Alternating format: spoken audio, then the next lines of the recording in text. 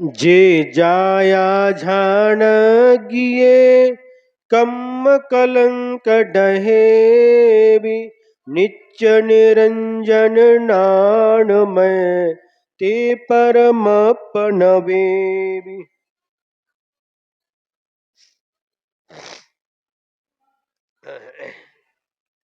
दोहा सूत्र नंबर 69 एकम 70। कल ये बात कही थी, यह जीव न उत्पन्न होता है और न मरता है, और बंध और मोक्ष भी इस जीव के नहीं होते। आगे कहते हैं, अथ निश्चय नयेन जीवस्य उद्भव जरा मरण रोग लिंग वर्ण संज्ञा नास्ति इति कथयन्ति।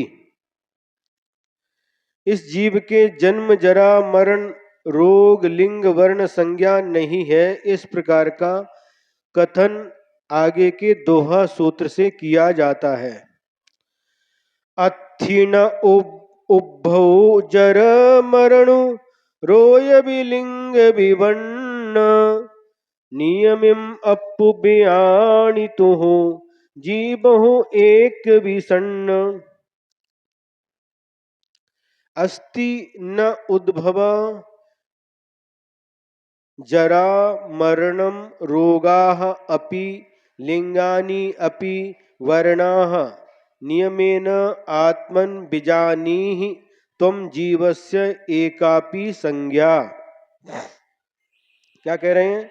आत्मन, हे आत्मन, जीवस्य, जीव के, उद्भव न अस्ति, उद्भव यानी जन्म नहीं होता, जरा नास्ति, बुढ़ापा भी नहीं होता, मरण नास्ति, मरण भी नहीं होता, रोगः अपि नास्ति, और रोग भी नहीं होते, लिंगानि अपि नास्ति, और लिंग भी, स्त्री लिंग, पुरुष लिंग और नपुंसक लिंग, ये लिंग भी नहीं होते, वर्णाः, वर्ण है ना, वर्ण मतलब तो 24 तीर्थंकर भगवान है, उसमें से 16 तीर्थंकर भगवान का वर्ण कैसा है?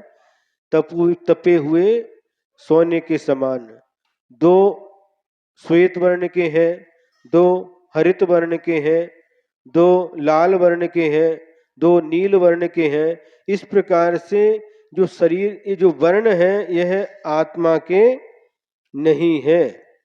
एका संज्ञा अपि नास्ति, और आहार आदि एक भी संज्ञा इस आत्मा के नहीं है। तुम नियमेन निश्चय कर बीजानी ही, इस प्रकार से जानो।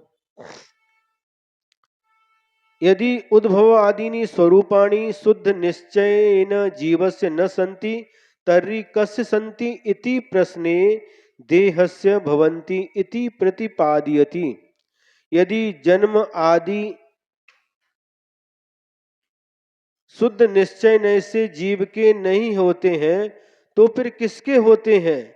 इस प्रकार का प्रश्न पूछने पर आचार्य महोदय उत्तर देते हैं, यह सभी शरीर के होते हैं। इस प्रकार का प्रतिपादन आगे के 70 नंबर के दोहा सूत्र से किया जा रहा है। देह उद्भव जर मरणु देहो बन्नु विचेतु देह रोय बियाणितु देह लिंगु विचित्तु। देहस्य उद्भव, देह मने शरीर का उद्भव यानी जन्म होता है। देहस्य जरा अस्ति, शरीर को बुढ़ापा आता है। देहस्य मरणम अस्ति, और शरीर का ही मरण होता है। देहस्य विचित्र वर्णः, और शरीर के ही अनेक प्रकार के वर्ण होते हैं। कोई सफेद होता है, कोई श्याम वर्ण का होता है, कोई हरे रंग का होता है, कोई पीले रंग का होता है, कोई लाल वर्ण का होता है। इस प्रकार से अथवा ब्राह्मण, क्षत्रिय, शूद्र, वैश्य आदि ये भी 4 वर्ण कहलाते हैं। ये भी शरीर के ही होते हैं। रोगान वात पित्त कफ आदि अनेक रोग देहस्य शरीर के ही होते हैं। विचित्रम लिंगम और अनेक प्रकार के लिंग, स्त्रीलिंग, पुरुष लिंग, नपुंसक लिंग, ये सभी शरीर के होते हैं। इस प्रकार से तुम जानो।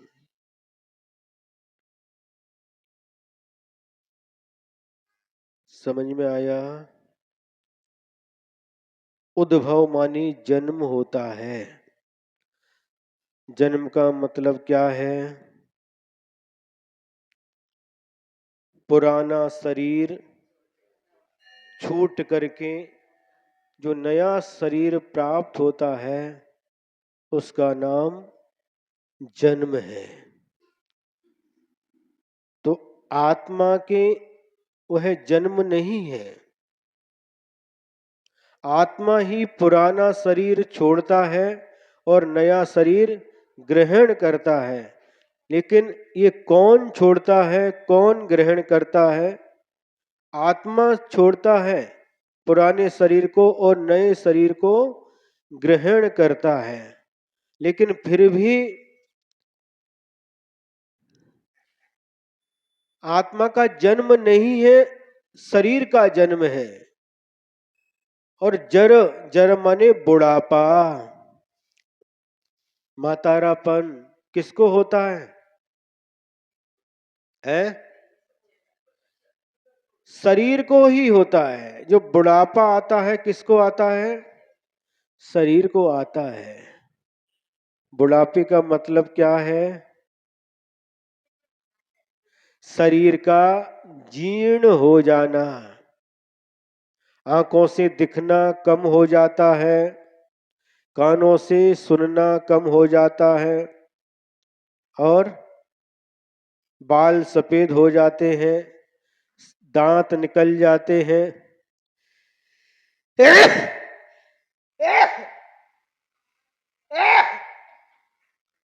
कमर झुक जाती है, पैरों से चलना कम हो जाता, हाथ में लाठी आ जाती है।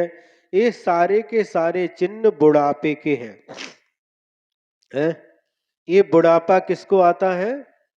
शरीर को आता है। आत्मा को बुढ़ापा नहीं आता।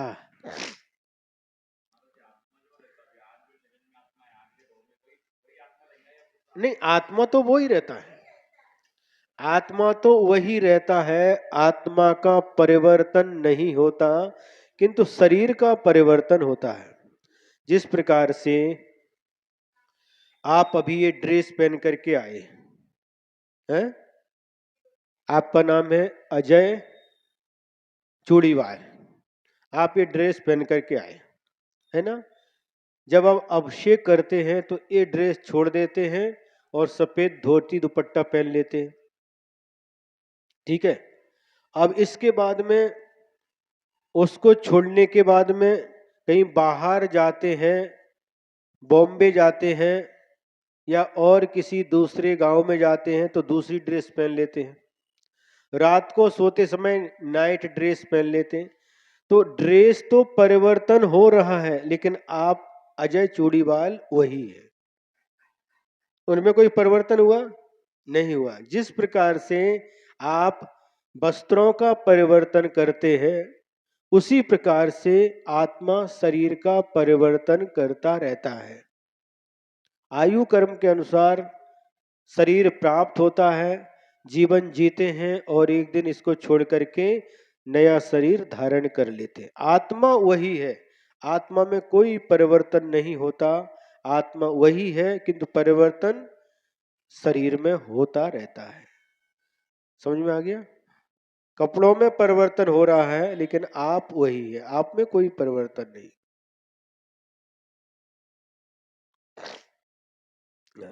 समझ में आया?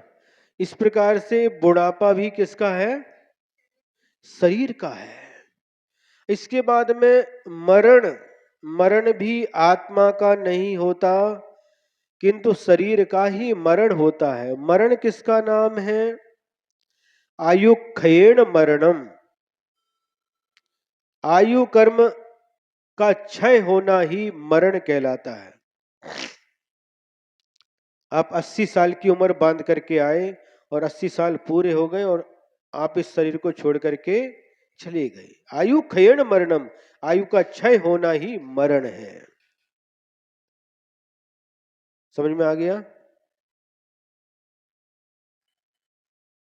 तो ये मरण भी किसका होता है? शरीर का ही होता है, आत्मा का कभी मरण नहीं होता। अब वर्ण, जो वर्ण होते हैं, सफेद है, काला है, नीला है, लाल है, पीला है, ये वर्ण किसके हैं? आत्मा के कोई वर्ण नहीं होते, ये वर्ण भी शरीर के ही होते हैं। अथवा क्षत्रिय, ब्राह्मण, वैश्य और शूद्र, ये वर्ण भी किसके होते हैं? शरीर के होते। ये ब्राह्मण है, ये क्षत्रिय है, ये शूद्र है, ये वैश्य है, ये किसके हैं? इस शरीर के ही, आत्मा के कोई वर्ण नहीं होते। विचित्र। अब रोग, रोग किसके उत्पन्न होते हैं? शरीर में ही रोग उत्पन्न होते हैं। शरीरम व्याधि मंदिरम, शरीर को रोगों का घर कहा है। क्या कहा है? रोगों का घर है यह शरीर। शरीरम व्याधि मंदिरम, कितने सारे रोग इस शरीर में उत्पन्न होते हैं। कितने रोग हैं? तो 5 या 6 करोड़ के आसपास संख्या लिखी है भगवती आराधना में। इतने रोग होते हैं, उन रोगों के नाम भी पता नहीं, कब कौन सा रोग उत्पन्न हो जाता है हमें पता नहीं चलता। रोग उत्पन्न होने के बाद जब डॉक्टर के पास जाते हैं तो पता चलता है कि हमें यह रोग उत्पन्न हुआ है। कितने सारे रोग हैं, कितनी सारी बीमारियां हैं। कहते हैं एक आंख में 96 बीमारियां हैं। आंख में कितनी? 96।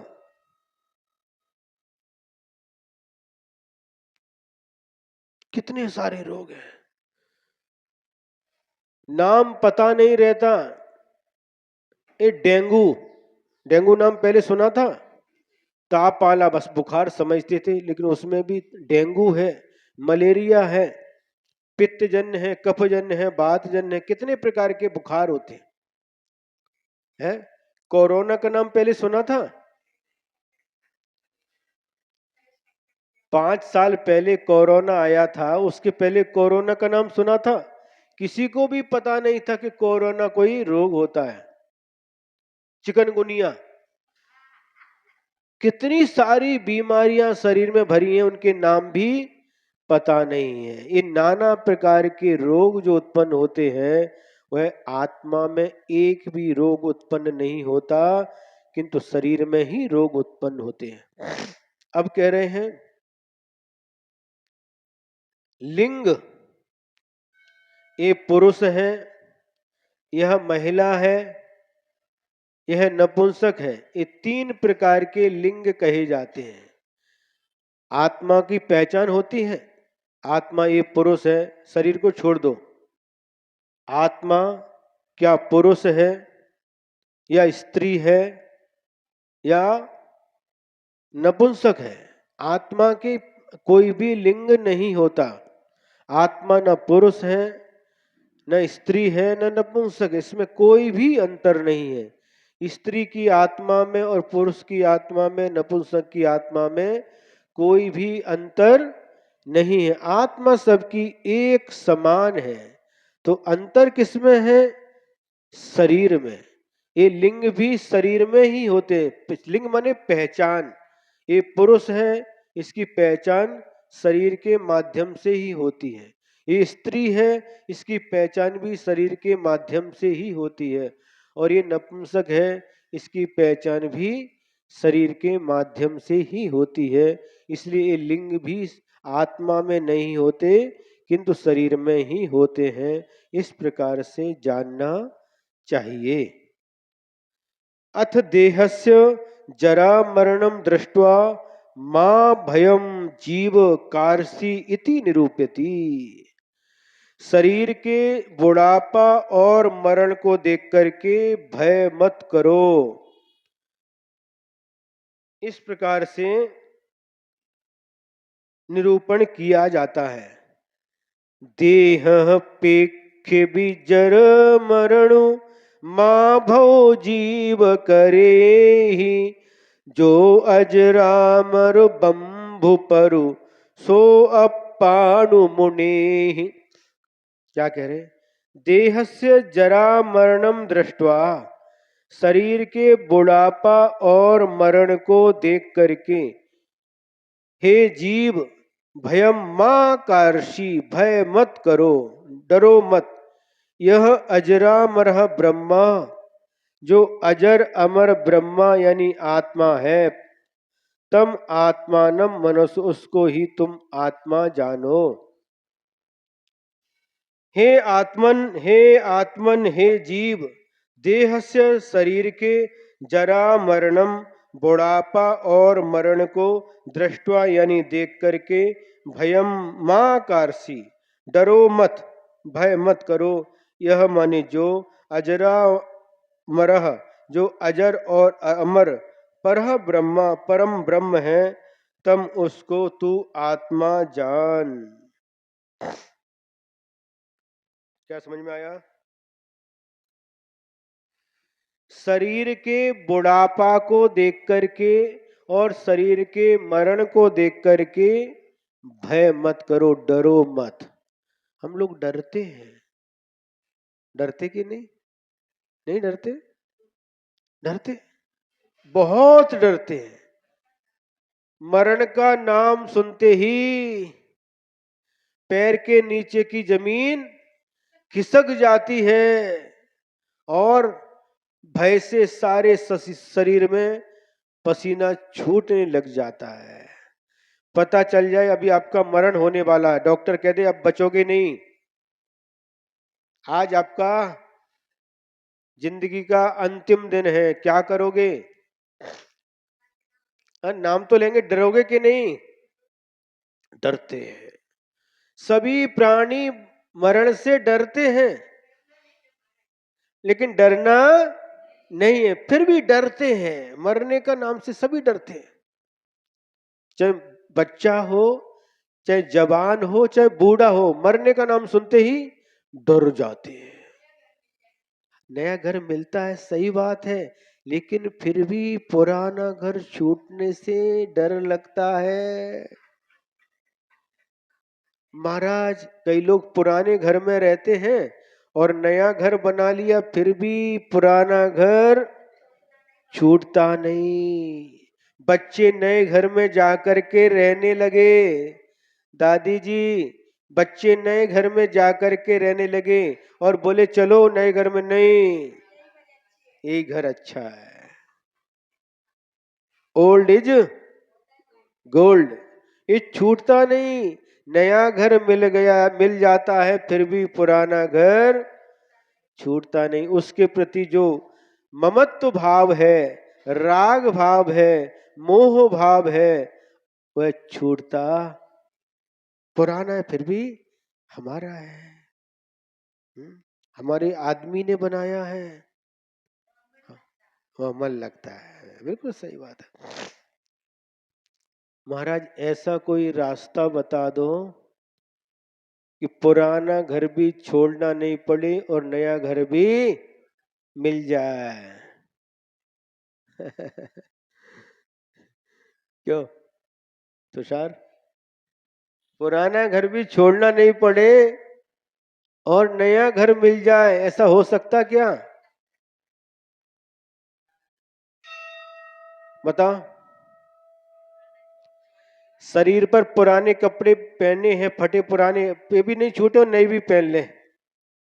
पहले पुराने छोड़ो, उसके बाद नए पहनने के लिए मिलेंगे। है? हाँ, बिल्कुल सही बात है। मोक्ष मार्ग पे पथ पर चल रहे हैं, मिलेगा, लेकिन क्या मिलेगा? वो क्या मिलेगा? मोक्ष मिलेगा। यहाँ पर शरीर की बात चल रही है। एक घर, पुराना घर छूटता नहीं। ये हमारे बाप दादाओं का है, पूर्वजों का, इसे हम छोड़ेंगे नहीं। नया भी चाहते हैं और पुराना भी छोड़ना नहीं चाहते। डर लगता कि नहीं है? वो डर कैसे कम करें? तो उसके लिए कहा अनित्य भावना का चिंतन करो। राजा राणा छत्रपति हाथिन के असवार, मरना सबको एक दिन अपनी अपनी बार। जब इस अनित्य भावना का चिंतन करेंगे, चाहे राजा हो, चाहे भिखारी हो, चाहे छत्रपति हो, हाथिन के असवार, हाथी पर सवारी करने वाले हों, रथ में चलने वाले हों, लेकिन सबको एक दिन मरना पड़ता है। सभी को मरना पड़ता है। ये शरीर अनित्य है। शरीर का मरण अवश्य होने वाला है, शरीर का नाश होने वाला है। ऐसा चिंतन करो तो शरीर के प्रति भय कम हो जाएगा। हाँ, मृत्यु को महोत्सव मनाओ, समाधि मरण करो। मरण से जो डर लगता है, तो आचार्य कहते हैं, मूलाचार में लिखा है कि डरने वाला भी मरता है और जो निडर रहता है, निर्भीक रहता है, डरता नहीं, वह भी मरता है। तो डरने से क्या मतलब है? क्या डरने से मौत आपको छोड़ेगी? नहीं छोड़ेगी। तो फिर डरने से फायदा क्या है? डरने से यदि मौत छोड़ दे तो फिर भी डरना ठीक है, लेकिन डरने के बाद भी मौत छोड़ने वाली नहीं है, फिर डरने से क्या मतलब है? इसलिए कहते भ्यू नका, भ्यू नका बाबानु, भ्यू नका। आचार्य शांति सागर महाराज जी कहते हैं, क्योंकि डरना आपका स्वभाव है। कितना डरते हैं। अगर मिथ्यात्व छोड़ना है तो भी डरते हैं, पता नहीं क्या होगा, पता नहीं क्या होगा, ये हमारा क्या अनिष्ट करेंगे। तो ये जो डर बैठा है आपकी आत्मा के अंदर, इस डर को निकालो, निर्भीक बनो। किससे डरते हैं? बुढ़ापे से और मरण से।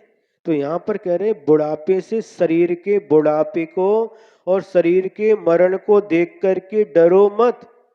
तुम कितना भी कुछ करो, एयर कंडीशन में भी रखो, इस शरीर को कुछ भी काम मत करो, एयर कंडीशन में रख दो। खाना और आराम करना, टीवी देखना, आराम करना, एयर कंडीशन में, फिर भी बुढ़ापा आएगा। आएगा कि नहीं? कुछ काम नहीं करो, बस आराम से रहो। बताओ,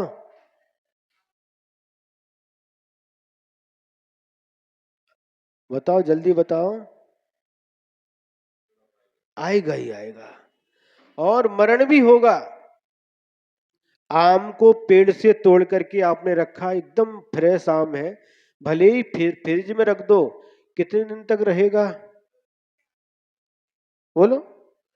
2 दिन, 4 दिन, 8 दिन, इससे के बाद तो वो खराब होने ही वाला है।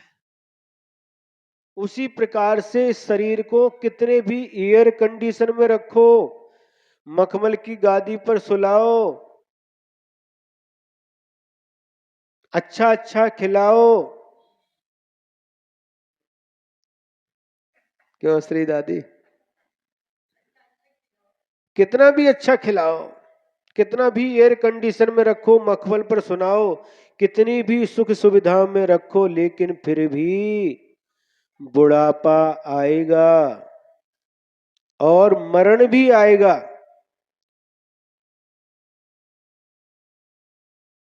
मरण से और बच नहीं सकते। पर डरने से क्या मतलब है? न में मृत्यु कुतो भीतर, जब मेरी मृत्यु नहीं होती तो डर कैसा? मरता नहीं, फिर डरते क्यों? जब आत्मा अजर अमर है, शरीर बूढ़ा पड़ता है, शरीर का मरण होता है, लेकिन आत्मा अजर अमर है। उस अजर अमर को छोड़ करके इस शरीर के बुढ़ापा और मरण को देख करके भयम मां कार्षी, भय मत करो, डरो मत, क्योंकि डरना आपका स्वभाव बन गया है। बराबर है कि नहीं? बराबर है कि नहीं? डरना आपका स्वभाव बन गया। आचार्य यहां पर समझा रहे हैं, बार बार समझा रहे हैं कि शरीर के बुढ़ापा को देख करके और शरीर के मरण को देख करके डरो मत, क्योंकि आत्मा अजर अमर है। आत्मा ना बूढ़ा पड़ता है, ना आत्मा का मरण होता है। जो अजर अमर है,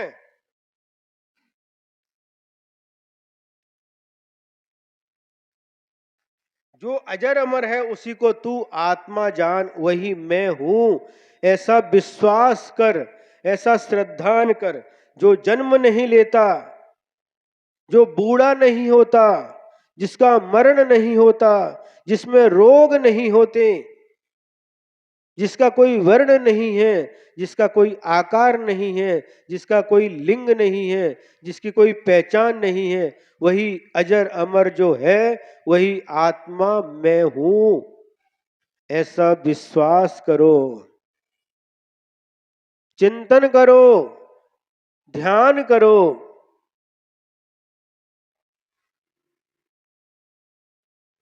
समझ में आ रहा है? हाँ, आ रहा है। ऐसे चिंतन तो करो, 10 मिनट के लिए बैठो। मेरठ वाली दादी जी कितनी लेट आ गई देखो,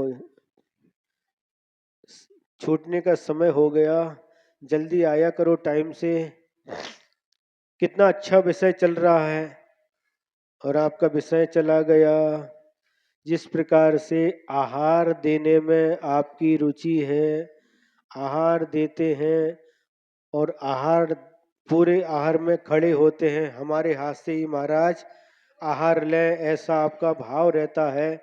जैसी रुचि आहार देने में है, वैसी रुचि ही स्वाध्याय में होना चाहिए। भगवान की वाणी जग कल्याणी, समस्त प्राणियों का कल्याण करने वाली है।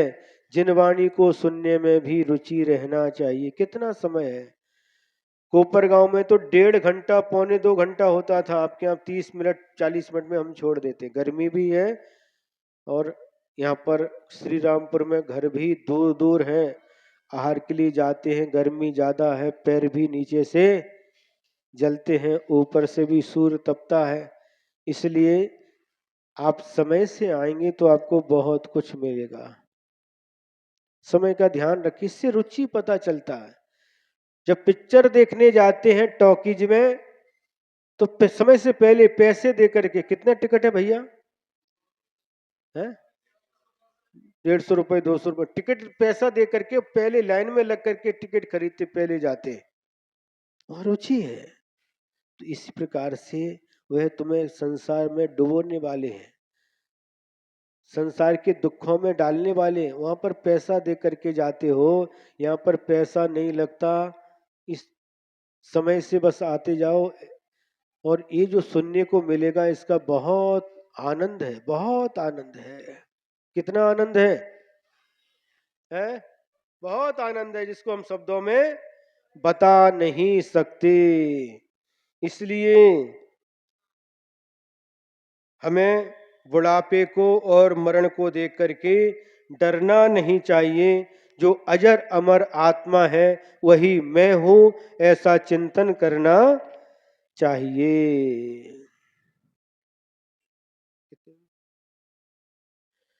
अथ देहे छिद्य मानेपि भिद्य मानेपि शुद्ध आत्मानं भावेत भावएत भावय इति अभिप्रायम मनसि धृत्वा सूत्रम प्रतिपादयति। अब शरीर के छिद जाने पर भिद जाने पर भी शुद्ध आत्मा की भावना करो, इस प्रकार से अभिप्राय मन में धारण करके आगे का दोहा सूत्र कहते हैं। छिज्जौ भिज्जौ जाऊ खऊ जो ये एहु शरीर अप्पा भावई निम्मलौ जिम्पावई भय तीर भवतीर। क्या कह रहे हैं? छिद्यताम भिद्यताम यातु क्षयम योगिन इदम शरीरम आत्मानम भावय निर्मलम येन प्राप्नोसी भवतीरम। क्या सुंदर बात कह रहे हैं। हे आत्मन, हे योगी, इदम शरीरम यह शरीर छिद्यताम छिद जाए, भिद्यताम भिद जाए, इसके टुकड़े टुकड़े भी हो जाएं, क्षयम यातु क्षय को प्राप्त हो जाए, तो भी तू भय मत कर, मन में खेद मत कर, निर्मलम आत्मानम निर्मल आत्मा का ही भावय ध्यान कर, भावना कर।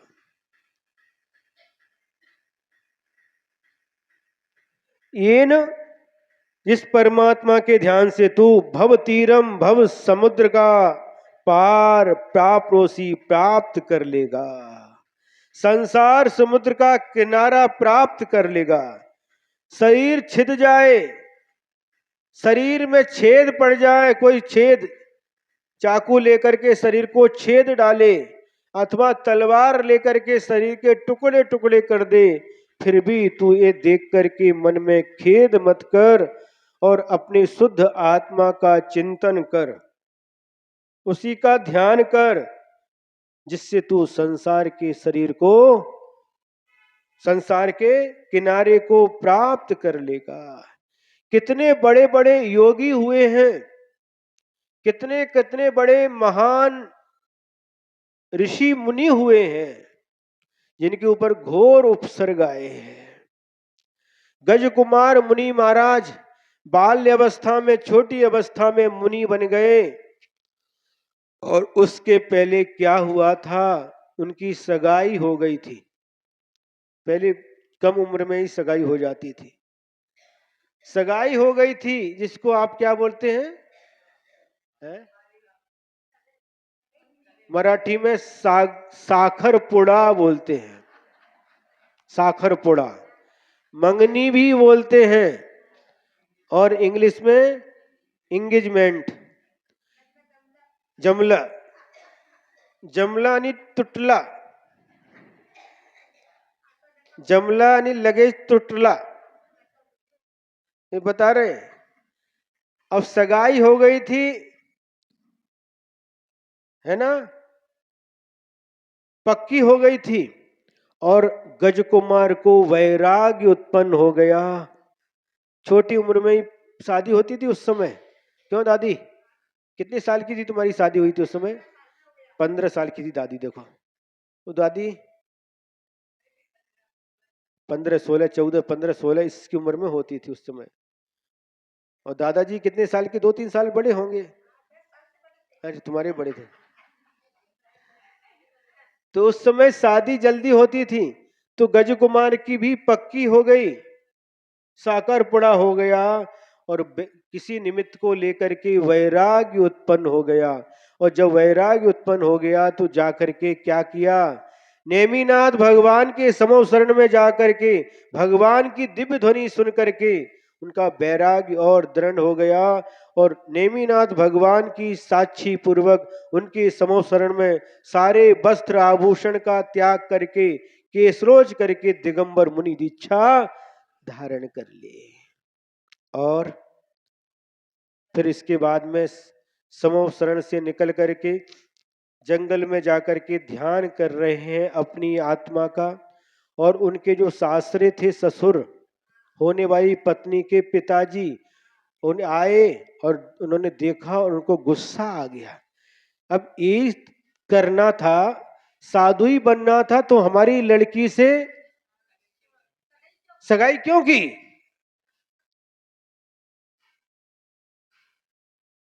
गुस्सा आ गया और क्या किया? सिगड़ी, कैसी सिगड़ी? जिसमें अंगारे जल रहे हैं, उठा करके गज कुमार के सिर पर रख दिया।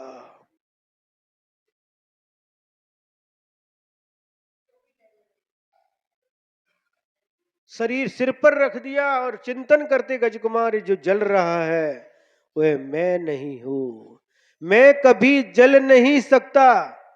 ये सिगड़ी और दहकते हुए अंगारे इस शरीर को जला रहे हैं, मुझे जला नहीं सकते। मैं अजर अमर हूं। और धीरे धीरे करके सिर जल जाता है, केवल ज्ञान प्राप्त हो जाता है। आत्मा का ध्यान कर रहे हैं, चिंतन कर रहे हैं, अजर अमर आत्मा का ध्यान करते हैं। जो जल रहा है वह मैं नहीं हूं, वह मेरा भी नहीं है। क्या चिंतन है, क्या ध्यान है! और उस ध्यान के बल से, भेद विज्ञान के बल से, ये शरीर अलग है, आत्मा अलग है। जल रहा है, जो नष्ट हो रहा है वह तो नियम से नष्ट होने वाला है। और जो मैं हूं वह कभी नाश को प्राप्त नहीं हो सकता। कोई भी ऐसी अग्नि इस दुनिया में नहीं है जो मेरी आत्मा को जला सके। जो जल रहा है, उसको जलता हुआ जो देख रहा है, अनुभव कर रहा है, वही मैं हूं और वही मेरा है। कितनी बड़ी बात है! जिस प्रकार से घर को या वस्तु को जलता हुआ कोई व्यक्ति देखता है, उसी प्रकार से आत्मज्ञानी इस शरीर को जलते हुए भी ये जल रहा है, ये मैं नहीं हूं, मैं कभी जल नहीं सकता, ऐसा चिंतन करते हैं। ध्यान में डूब जाते हैं और केवल ज्ञान प्राप्त करके अरिहंत भगवान बन जाते हैं और मरण को प्राप्त करके मोक्ष को भी प्राप्त कर लेते हैं। गज कुमार सिद्ध भगवान बन जाते हैं। कितने सारे उदाहरण हैं शास्त्रों में, कितने प्रकार के उपसर्ग होते हैं। और उस समय वह मुनि महाराज उस अजर अमर आत्मा का ही ध्यान करते हैं। ये जिसको इसको पीट रहा है, ये मैं नहीं हूं। शरीर से गोद रहा है, ये मैं नहीं हूं। चाकू लेकर के टुकड़े भी कर रहा है, तो ये मैं नहीं हूं, मेरे टुकड़े नहीं हो सकते। मैं तो अखंड आत्मा हूं, मैं अखंड हूं, अखंड था और अखंड ही रहने वाला हूं। इस प्रकार से चिंतन कर करके भेद विज्ञान के बल से वह शरीर और आत्मा में भेद करके अपनी शुद्ध आत्मा का ध्यान करके एक दिन वह भी परमात्मा बन जाते हैं। इस प्रकार से आज का यह स्वाध्याय पूर्ण होता है। यदर्थ मात्रा पदवाक्यहीनम मया प्रमादाद्यद किंचनोक्तम तन्मे क्षमित्वा विदधातु देवी सरस्वती के बल बोधि लब्धिम बोधि समाधि परिणाम शुद्धि स्वात्मोपलब्धि शिव सौख्य सिद्धि चिंतामणिं चिंतित वस्तुदाने त्वं वन्द्यमानस्य ममास्तु देवी त्वं वन्द्यमानस्य ममास्तु देवी। द्वादशांग जिनवाणी माता की, परम पूज्य परम उपकारी आचार्य गुरुवर्ष विद्यासागर जी महाराज की।